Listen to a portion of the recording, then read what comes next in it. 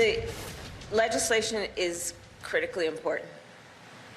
And we have been, as an administration, the president has been unambiguous that S1, the For the People Act, needs to be passed. The John Lewis Voting Rights Act needs to be passed. The odds of getting any voting rights legislation through Congress are incredibly slim as we have this conversation tonight. Though we are increasingly a nation of voter suppression enthusiasts, so we have that going for us. Senator Joe Manchin effectively killed the For the People Act when he announced he'll oppose it. And here's what Minority Leader Mitch McConnell had to say about the John Lewis Voting Rights Act today. It's against the law to discriminate in voting on the basis of race already, and so I think it's unnecessary.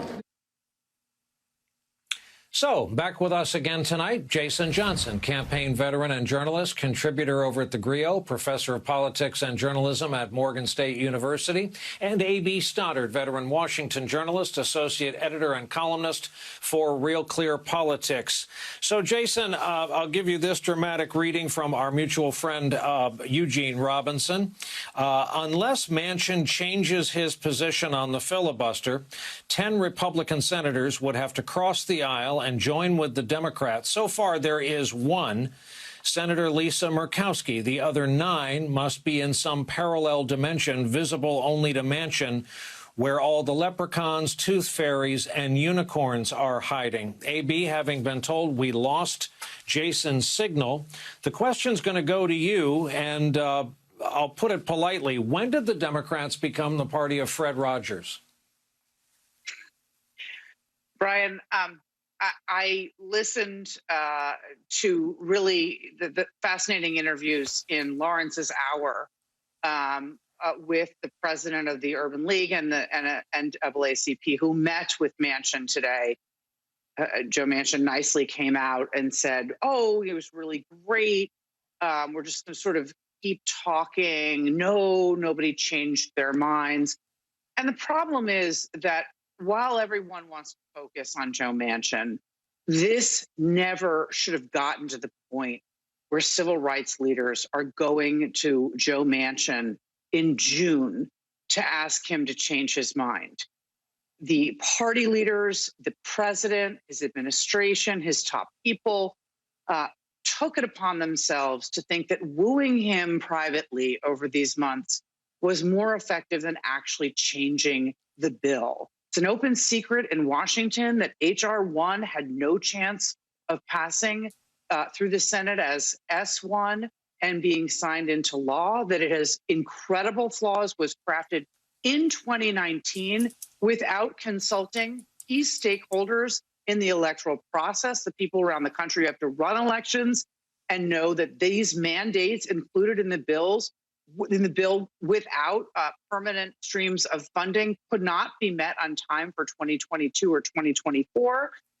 And they knew it was what the Meet the Press team called in the first read note on NBC today, a messaging bill that was never intended to pass. This is a bill that was passed, that was crafted before the 2020 election, before President Trump, then President Trump, designed 8 months in advance a plan to propagandize that mail-in ballots would steal the election from him. And then we know what happened since. All of these bills that started appearing in December and January in these past months in these Republican-controlled legislatures designed to restrict voting are the house on fire. H.R. 1 doesn't deal with that, doesn't deal with what's going on in Georgia, where it's not about the vote casting so much as the vote counting, because they're increasing partisan influence by the state legislature and people who are not nonpartisan election officials in the process, thereby corrupting the process and ultimately, leaving open the door that those elections can be stolen. And so this bill needs to be revamped. And I know the administration and the party leadership in the Senate and the House knew this months ago. And if they wanted to address the emergency that these state legislature bills are creating, they needed to go back to the drawing board, and they needed to do it before Joe Manchin was the center of this debate. Jason Johnson, your signal is back, enough so that I can see you shaking your head no. Yeah, look, let's be honest. Let's not pretend that Joe Manchin's opposition is based on some deep philosophical concern about what's actually the content of either piece of legislation. Remember, he was an original co-sponsor of the For the People Act. He's going back on something that he co-sponsored. He says that he's perfectly okay with the John Lewis Civil Rights Act, and that's the one that pretty much establishes a return of some variation of preclearance, which would stop what happened in Georgia, which would provide ways for the federal government to get involved. Joe Manchin doesn't care about re-election. Joe Manchin doesn't care about minority voting rights. Joe Manchin doesn't care about his legacy. This is a power move on his behalf. If he really cared, if this was actually an issue of changes that needed to be made in either legislation, guess what? He could say that. Joe Manchin tomorrow could, reenact that scene from Dave, get in an office with Joe Biden over the weekend, order some pizza and rewrite the darn bill to his liking so he could pass it. He's not doing that because he's not interested in either piece of legislation being passed. So we have to dispel with this narrative that this is a technical issue as opposed to a larger philosophical issue. He is a guy who knows he's not going to get reelected. He knows that he's getting a lot of pressure from the Koch brothers. He knows this also has nothing to do with what West Virginia voters want because they're in favor of most of these pieces of legislation. This is about his own power and his own sort of ideological flex before he eventually rides off into the sunset because he won't get reelected in 2024.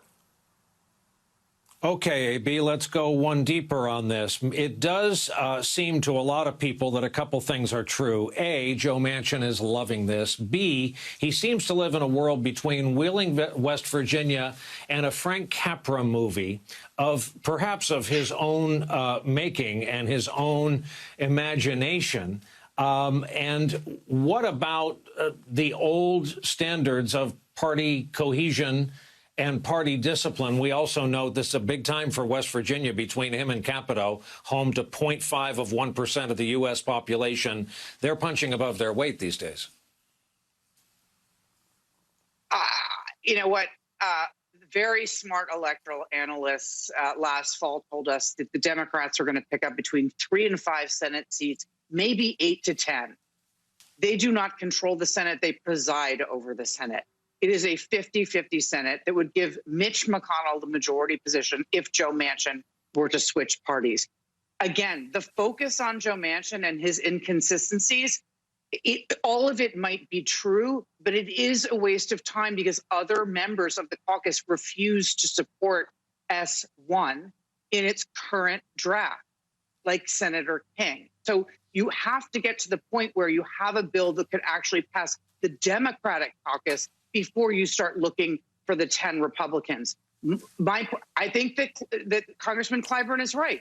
Tell Joe Manchin, if you really take this seriously, tell us exactly what on substance you would change. Get working on it. This is a discussion I believe should have happened months ago. They should have been behind the scenes urging him, because he has all these relationships and works across the aisle, to be putting something together so they wouldn't be in this position the first week in June when they're literally running out of time, about 90 days until they're at a fiscal cliff, and then primary campaigns begin. You're in a campaign year and all legislating will stop. This was foreseeable. That with better planning, I truly believe they could have avoided making this all about Joe Manchin. Jason, as they say in the U.S. Senate, I owe you rebuttal time while you have a conversation with your internet provider. We'll do it next time. I'm in a time bind. Jason Johnson, A.B. Stoddard, two good friends of this broadcast. Thank you both very much.